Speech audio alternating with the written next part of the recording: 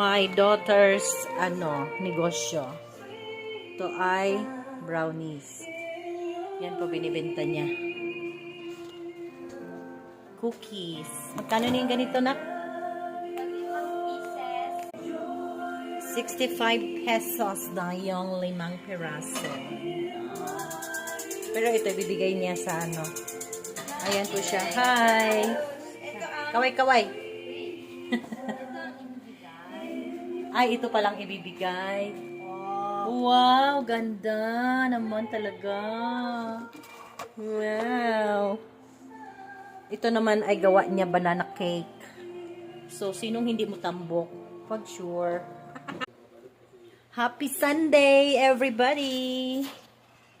Let's eat. Bango. Happy birthday pala dyan kay Fatima.